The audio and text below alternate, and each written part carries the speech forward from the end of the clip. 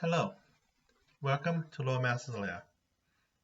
I am your Loremaster, and today I am here to bring you another introductory video.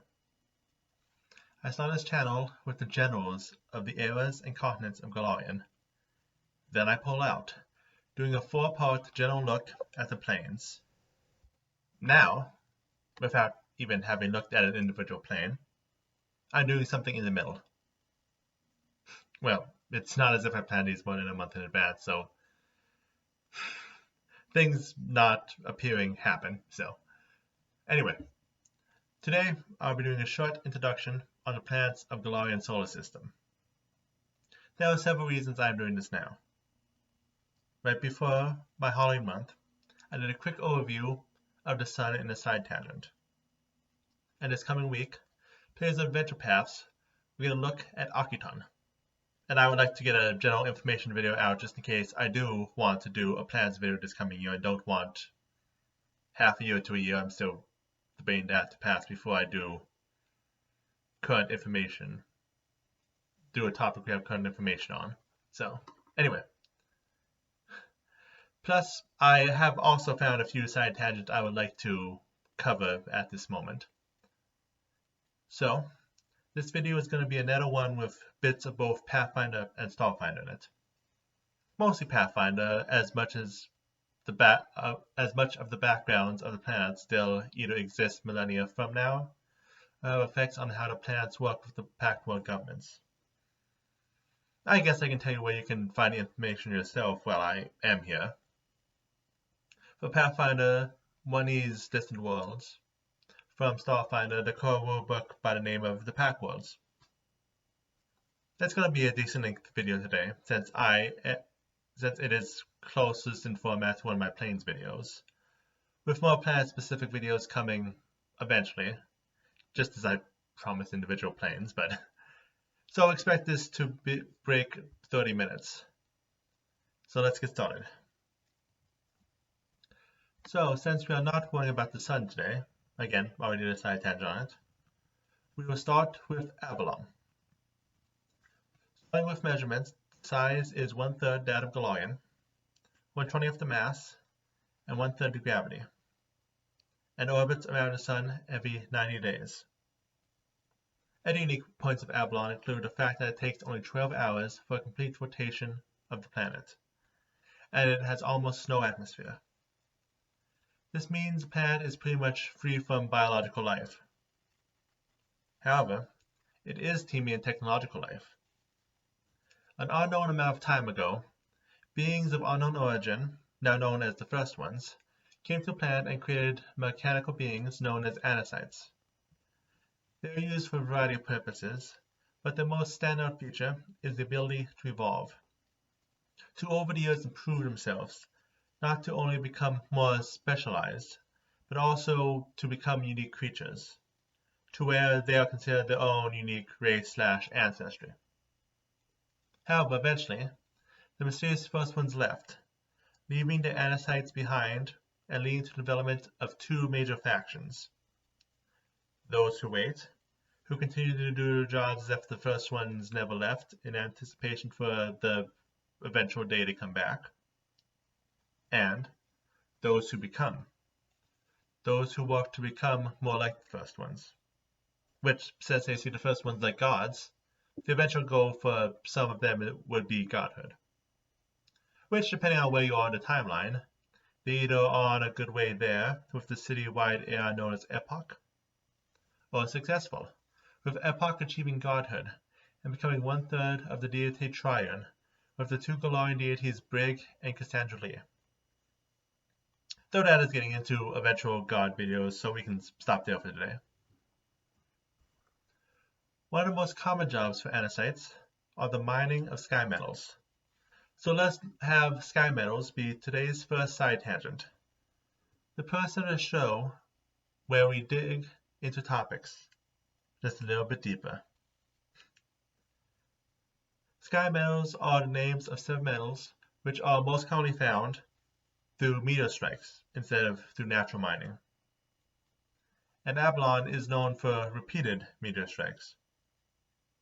Going through, first we have adamantine, sometimes known as Lemurian steel on Golarion, listed as the most common, it being the hardest material in existence. Then we have Abyssium or Fever Stone, a metal which glows a strange green light that makes everyone around it sick and is often powdered for poison. The Jetzet, or crick iron, is a liquid at any temperature and can be used to enhance spells. Innerbrix has the power to pass through other metals, but is an incredibly soft metal, hard to make into weapons or armor. Noquil has the power to neutralize magic outright. Secretite is either extremely hot or extremely cold, depending on an unknown mechanism, to the point some people speculate it is actually two different but very similar metals. Finally, Orichalcum, the rarest, has the power to manipulate time around it, and is said to increase the rate the wielder of the weapon can see the world around them. I could go into the relationships between the metals and systems of magic, but again, side tangent. So back to our next stop on our space journey. The second planet is Castorball. Size, measurements, and gravity, Castorball is the same as Golarion. The only real difference is that it takes half a year to go around the sun. Castorball is known for its nature, being a giant ball of green and beauty. And death. There are plenty of dangers on the planet, making traveling through the thick jungles of the world always a danger. Thankfully for the planet's residents, most of travel is done through travel gates, allowing them to travel across not just the planet, but to other planets without much danger. This is why during Starfinder times, it is still a place known for its wild nature, despite multiple developments. The planet is divided into 4 continents, each controlled by one of the main races/ancestries. Though there is Soverian,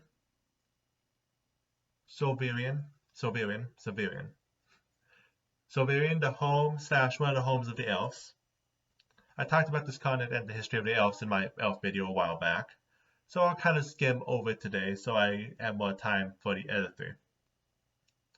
Asana is home to the Lashunna, one of the main races/ancestries of Starfinder, and said to be even more beautiful than the already stereotypical elves. But this is not an ancestry video, so this continent is divided into various different city-states, who each stand as individuals with various different forms of government, but are more than happy to unite against outside threats.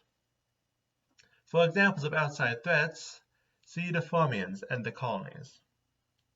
These insectoid creatures are, like many insectoid races/ancestries, hive minds, which had each individual nest trying to slaughter all the others for dominancy. This was until all the queens came together and decided to confederate under the idea of an overqueen. This allowed the individual queens to rule independently, while still having the different groups work together without killing each other. The final continent, Ukulel, has no widespread civilization, and in Starfinder times is set aside as a nature reserve. However, that does not mean it does not have its own residents.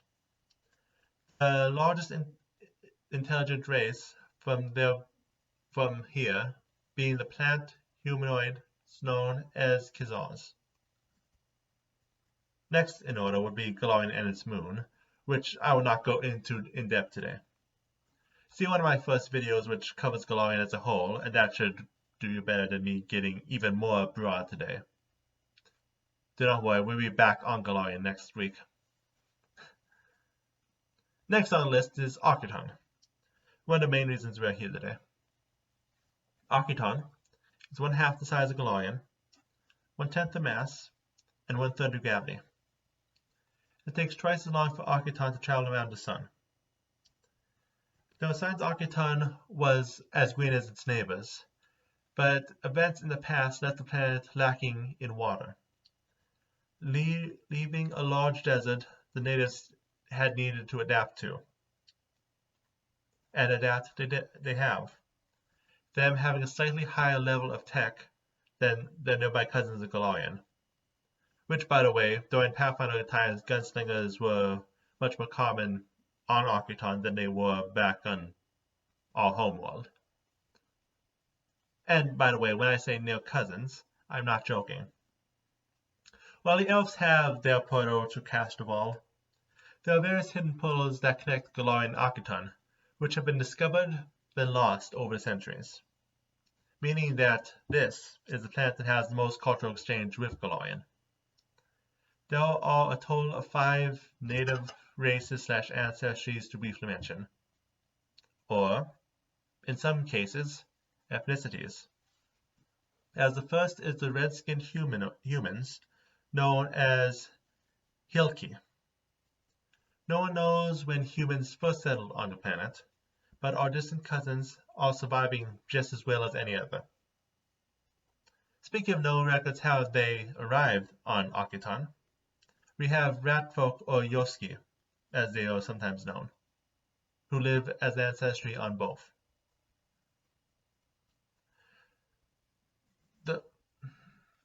Though it should also be mentioned that Yoski have found themselves appearing on various random different planets without any connection to Golarion, so there are still some questions the universe still does not have an answer to. One more familiar, but not quite so ethnicity, is Akashis, red lizard folk who have adopted to the desert planet and developed a, shall we call it, specialized mating cycle. Hello, YouTube. Despite the familiar faces, the head honchos of the planet during the days of Pathfinder were the 4-armed giants known as Shabhads. They were experts on living in inhospitable landscapes, and the only reason they are not still as powerful during Starfinder is because they believe cities make one soft. Finally, one of my personal favorites, the brains known as the Contemplatives of Ashok. Mostly found in the city of the same name, the Contemplatives have left their bodies to atrophy away to focus on pure brain power. We are talking a base plus 4 intelligence, just some racial modifiers. Now that is beautiful. Architon is related to our second side tangent today, creatures known as Witchwyrds. These are alien creatures adapted to living in deserts across the universe. The adaptations include being taller than normal to avoid heat coming off sand, and blue skin to match the light of the blue sun. They have 4 arms, the upper 2 having the most musculature and therefore the arms they favor, and creatures related to them tend to also have 4 arms. Yes, there are creatures that they have made themselves, either being descendants or artificially created, contradicting information as usual. The 2 examples we have are Akashis, which are another main Starfinder race we get to later on, and the before mentioned Shabhads. Witchwyrds have the ability to directly interact with magic, being able to create magic missiles in their hands or catch others thrown at them. It has also been known that they really like spicy food. I should also briefly mention that there is a group of Witchwyrds known as the Pact Masters, who currently rule the country of Catapesh on Golarion. But that is something which I can do more in depth when I get to that video. So back on our interplanetary journey, we have verses. Like Castorball, most of the statistics are the same as Golarion. The only 2 differences are that it takes 3 years to go around the sun, and it is tidally locked. For those of you who aren't familiar with this term, this means that its rotation speed and the speed it revolves around the sun make it so that the same face is always looking to the object that it's revolving around. like our moon to us. In verses, this means one side is a perpetual desert, while the other side is a frozen tundra. This has led to most settlements to be built on the temperate zone in between, referred to as Ring of Nations. While technically separate nations, considering how many people need to work together to survive, they have brought together a World Council and World Police Force. A setup that would be borrowed for the Pact Worlds, and they'll protect us when they come together in the future. But not all members of Versus people live in the Ring, and some people who object to the world government instead live in the extreme environments. The main intelligent race, and the only one which are not outsiders allowed to settle on the planet in the era of the Pact Worlds, are the Versites. These are mostly human-like beings who have slightly different body proportions, usually longer arms and legs, and rat-like eyes. Traditionally, they are divided into 3 castes: the Augmented, the God Vessels, and the Pure Ones. The Augmented are those who use the planet's high level of technology, with them already having spaceships during the Pathfinder times, impressive as that is, and using that technology to improve themselves. God Vessels are those who are clerics that follow the gods, and they burn their holy symbol into their skins. Pure Ones are neither, eschewing all modifications to their bodies, or most at Starfinder times, and are chosen to govern because of this temperance. Again, the planet also finds itself home to a few off-worlders in the future, but that probably is better saved for the day I do a whole video on Versus. So let's continue our trip out. Which brings us to 2 large breaks, as in planet-sized breaks. Back during times of the Aslanti, there were reports of 2 planets, Damier and Iovo, between Versus and Eox. However, by the time the Aslanti fell, Damier and Iovo were already gone. No one knows exactly why it happened, but the 2 planets were reduced to an asteroid belt, one known as the Dysphoria. This region of space is crowded with millions of asteroids. Some still retain traces that they were once an inhabited planet. However, despite it appearing to the contrary, the area is actually stable, the asteroids revolving together at a constant speed. That hand motion was unnecessary. Another interesting fact is that this raceland is still inhabited. The Saucians are said to be descendants of the inhabitants of those 2 planets from before their destruction, and have adapted to the emptiness of space. They can temporarily suspend their need to breathe, and they automatically grow energy wings when they enter the vacuum of space. They work to make the area more hospitable, terraforming the asteroids into what they refer to as Pact Worlds, and have made the water of their former planet into a far-spanning river called the River Between.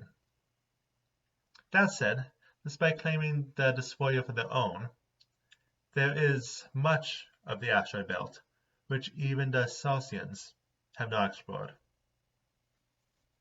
Moving on out farther, we have Eox. It is 2/3 the size of Golarion, 2/3 the mass, and therefore has the same gravity. Isn't that fun? It takes 5 years to travel around the sun. This planet is home to the Elibrians, a race of human-like creatures with the only difference being their slightly larger than average heads, accompanied by intelligence to match. Their technology and magic outpaced the rest of their neighbors, until their own skills brought about their own demise. One day, a disaster of unknown origins came about and depleted the planet of its atmosphere. The smallest among them managed to stay alive in underground bunkers, but lacked the ability to return to the surface alive. So, they did not.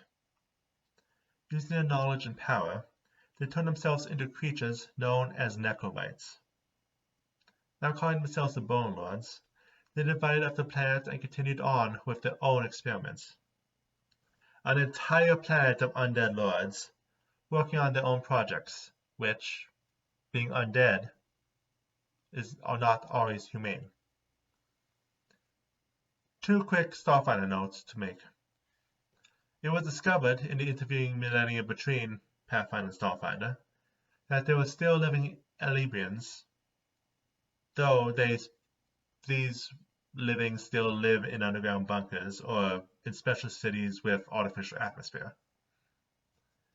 Second, when Castorball, Avalon Station, and Versus proposed the Pact World System, it was Eox who was the first to agree, which, with the fact that the planet regardless century is the strongest with the most firepower, this was all that was needed for the entire system to be on board with the proposal. Next step on our galactic trip, we have Traxxas.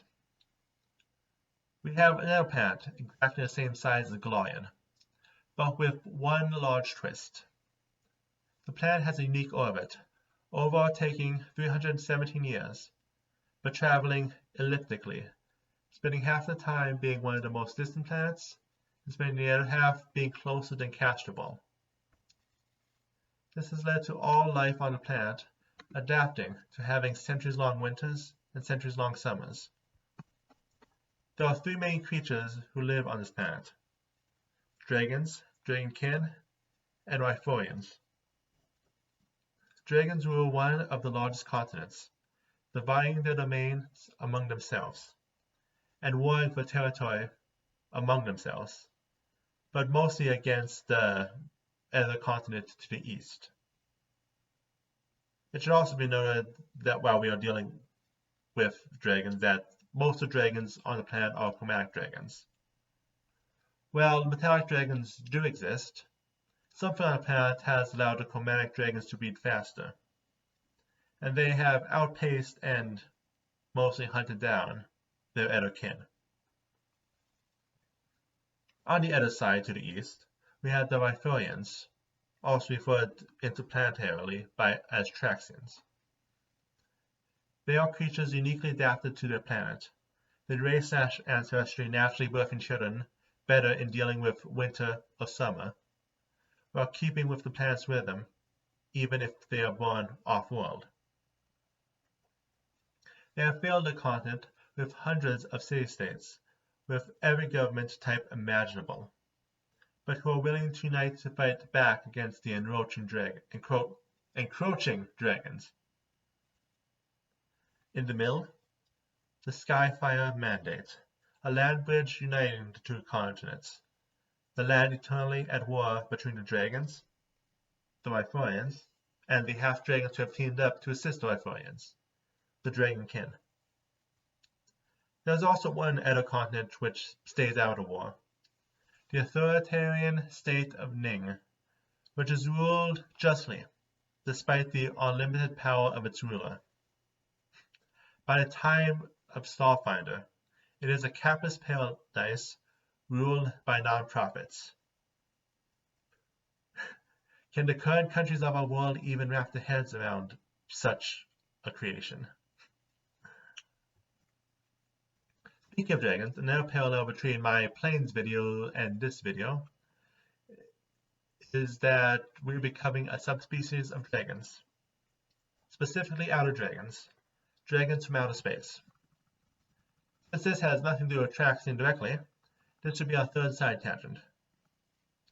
These dragons all share the traits of other true dragons, but instead of having an intimidating presence, they have an alien presence which affects those around them in strange ways, as well as interesting effects with the breath weapons. Going through quickly, we have solar dragons, dragons with burning rings who consider themselves the origin of all light and life in the universe. Their breath weapon is fire strong enough to burn those normally immune to fire, and their alien presence is the light they give off, blinding all those who get too close to them. They can travel at the speed of light, and they can channel positive energy, which they decide for themselves whether it heals or harms with radiation. Conversely, lunar dragons shine off their own light, but the light they reflect. They breathe ice cold enough to ignore ice immunity, or instead use it to dazzle their opponents, and the alien presence affects the minds of those around them, similar to the effects of touch of idiocy. They reflect all light or ray spells away from them, and their claws are considered silver. Third, void dragons are tainted by the dark tapestry, leaving them creatures who only care about feeding and destroying. Their cold breath can be replaced by turning the normal cone into an airless void with which to suffocate their opponents, and their alien presence radiates the wrongness of their home, sickening anyone who gets too close. In addition, their body counts as agile. Looking into their eyes causes confusion, and their bite can cause negative energy damage that can erase someone's body from existence. Fourth, we have vortex dragons, who are the fastest dragons, and sometimes act as intergalactic messengers. Their flame breath can instead be replaced by sucking one opponent into the black holes of the stomach, and their alien presence warps space around them, forcing creatures to attack as if into blur. In addition, their entire body counts as agile, they can half the time it takes to travel through space, and they can bite creatures from a distance. Finally, in counterpoint to space, we have time dragons, those who exist to stop people from messing with time. Their electric breath can randomly teleport their opponents, and their alien presence can warp time to stagger those who get too close. They can also read the future, force rerolls, and of course, travel through time. Now is the time we come to our first gas giant. Liobaura is 10 times the size of Golarion, 100 times as dense, and the gravity varies depending on where you are. Again, it's a gas giant, no solid ground. Just a cloud of gases, a ring of space dust similar to our Saturn, and a few dozen moons. There are a variety of creatures who make their home in the dense cloud of gas, but none of them are what is thought of as sentient by most races. The closest exceptions of such are known as dreamers, who aren't even natively from the planet. They are instead members of the Barathas from the nearby planet of Theta, who traveled here in the past and went wild. But speculations of the Barathas is that this is not de-evolution, but enlightenment, and that the songs they sing are prophecies of the future. Of course, Liobaura has life not only on it, but its moons. Starting out, Arcanon is the home of a strange atmosphere, which continuously is bed off over the year, but replenished by passing into Liobaura's atmosphere once a year. Hollis is home to creatures who ascended into bodies of pure energy, and who now mount the brains of anyone who talks to them, to the point where the residents of Arcanon put a barrier around their world.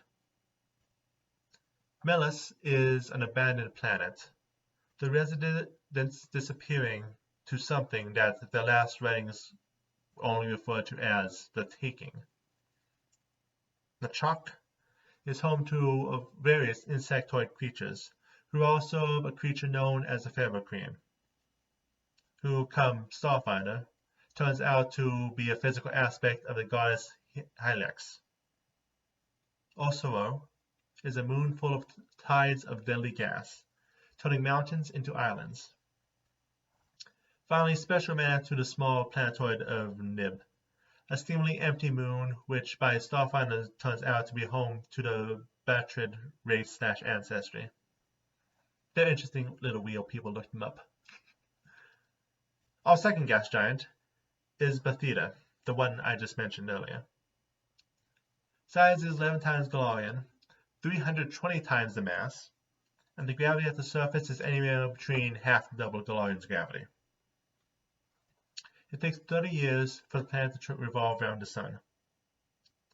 The planet is similar to our Jupiter, being home to storms that never seem to stop. Here, there are 3 miles-long cyclones known as the Eyes of the Ancients. Similar to Liobaura, it is home to plenty of strange creatures that us from the terrestrial worlds can only half understand, prime among them being the before-mentioned Barathas. These are jellyfish-like creatures with the power to temporarily link together into a hive mind and use their combined brain power to figure out problems or to change the shape of their body into tools. The most famous comes from Starfinders, when many of these aberrations form together into the largest mind they ever created, Confluence, in order to have a permanent form devoted to the purpose of interacting with the other Pact Worlds. But Theta is also known for its countless number of moons, the amount leading to it being referred to as the Cradle. Let's just cover another 5, shall we? For Theta's moons, we have the crystal world of Daikon, which has living crystal creatures on it, including the famed Urogs.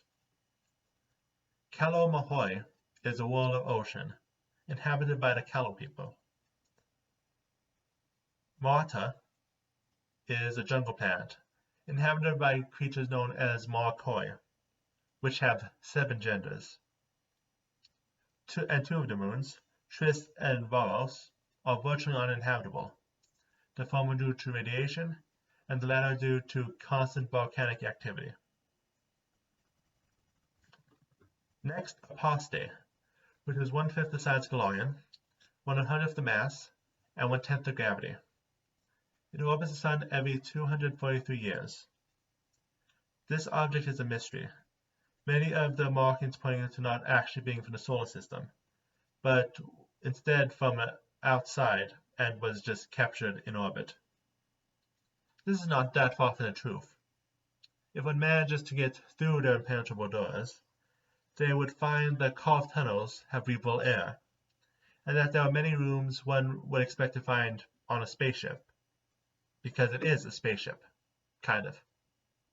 Still, we still do not know all of its details, or why it is currently here, but there is enough evidence to show that somehow someone used it to travel to the solar system, and was potentially planning on going farther.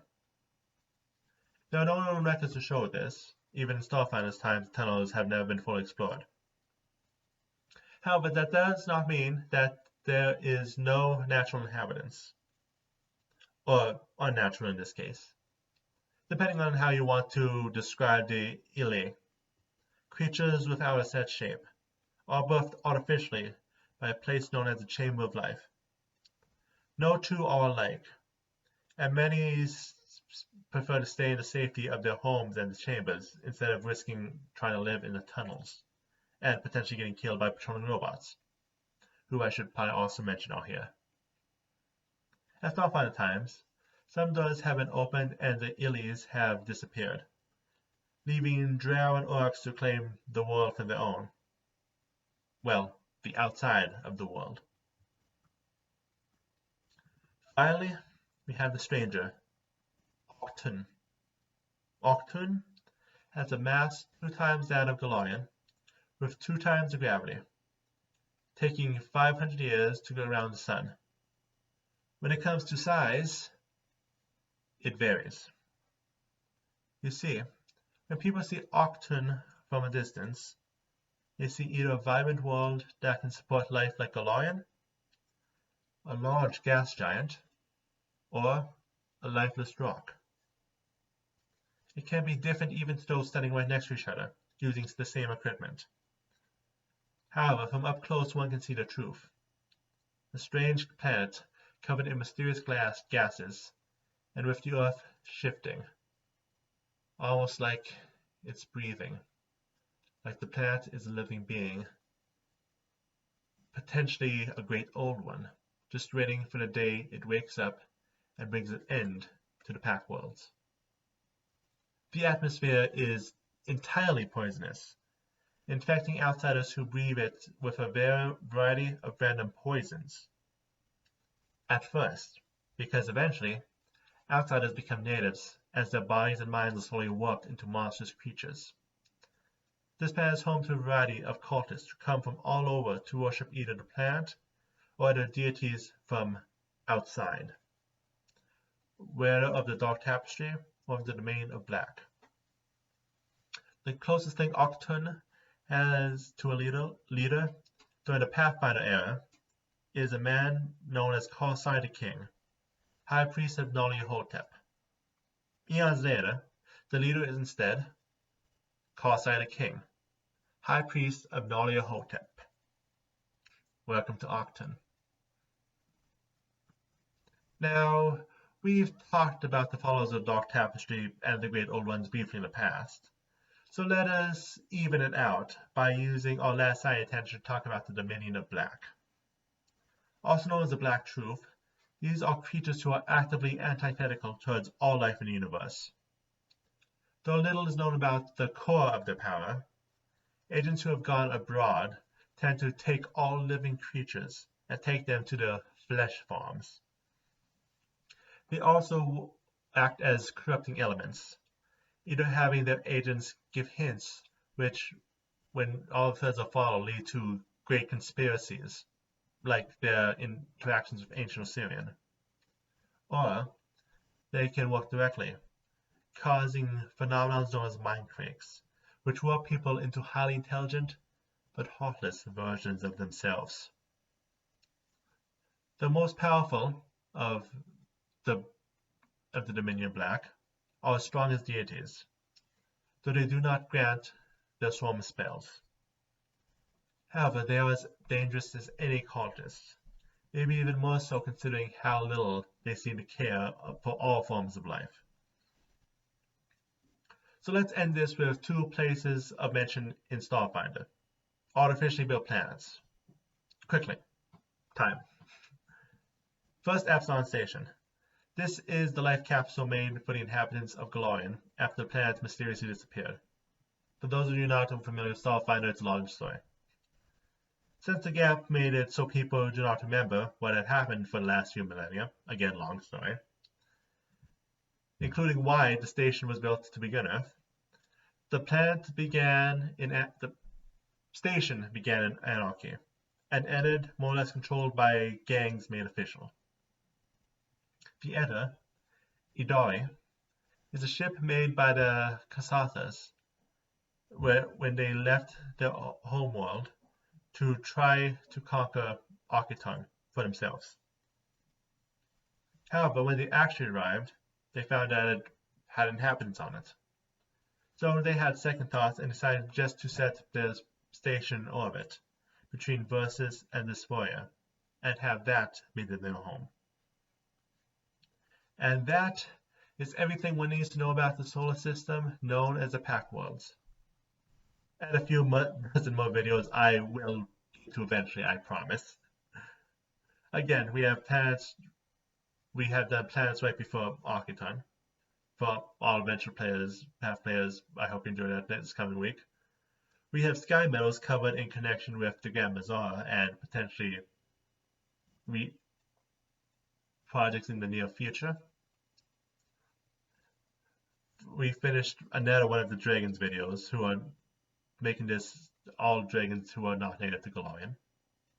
And I finally got to talk about the Dominion of Black, which as a horror fan, been waiting to do. That is definitely a few personal check marks off my list of things to talk about. Speaking of marking things off, I have another place I want to talk to you about next week. You might recognize it, especially since it both does not exist anymore, but now exists again. Plus, we never hear the end of it. And either way, see you next week.